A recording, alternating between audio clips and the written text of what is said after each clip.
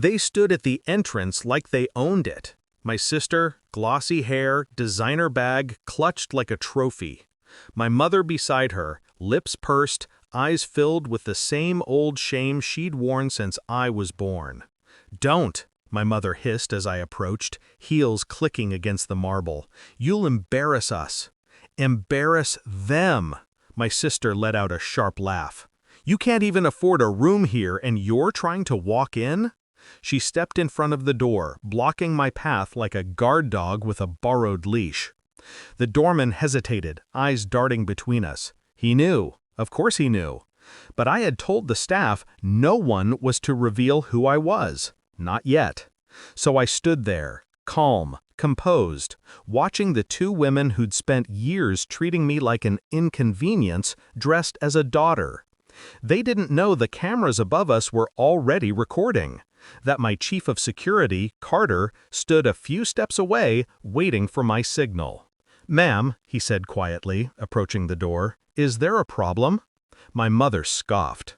"We're just keeping the place respectable. Some people don't belong here." Carter's eyes flicked to me. I gave a small nod, the kind that meant, begin.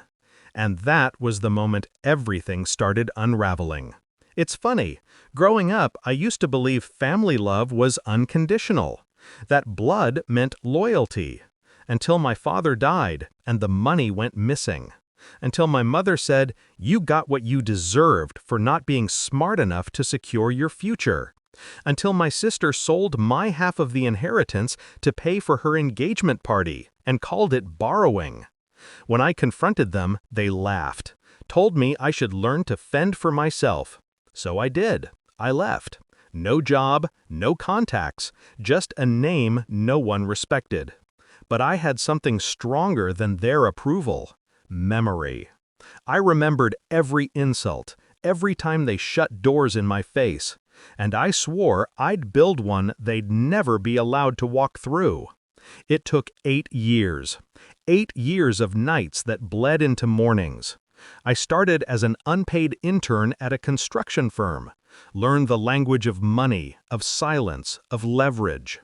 I bought shares under ghost companies, merged them, sold them, bought again.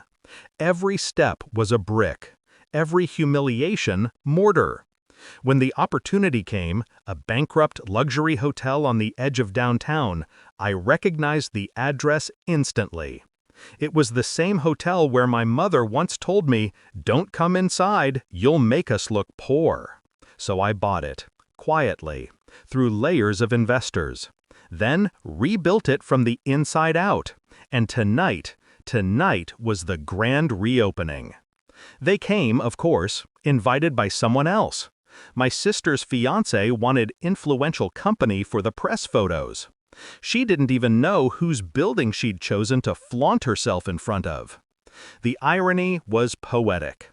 Back at the entrance, Carter straightened, his tone formal.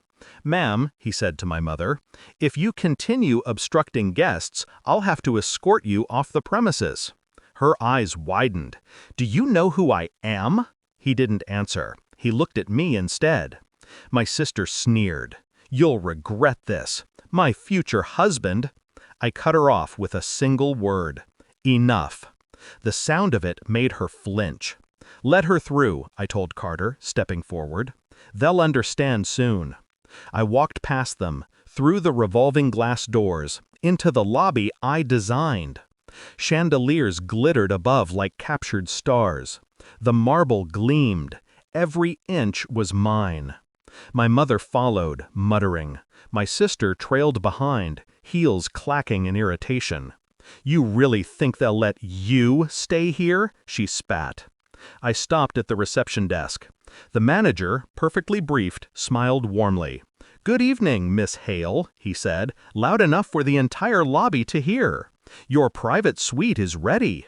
And the board wanted me to thank you again for the renovation vision. The guests are raving." My sister froze. My mother's face drained of color. I turned, slowly. "You were saying?"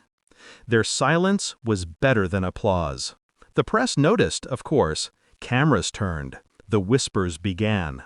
My sister tried to smile for them, but her voice cracked when she said, "You own this place?" I nodded. Every floor, every chandelier, every door you've ever stood in front of. My mother's hand trembled as she reached for me. "Why didn't you tell us?" I smiled faintly. "Because you never would have believed me." Then I gestured to Carter. "Please, escort them out." Politely. The crowd parted as they were led toward the exit. My sister shouted something about misunderstanding. My mother kept saying my name like it still meant something to her. It didn't. When the doors closed behind them, I finally exhaled. The sound of distant laughter and clinking glasses filled the space. Carter approached quietly. "You okay, ma'am?" I looked at the entrance where they'd stood minutes ago.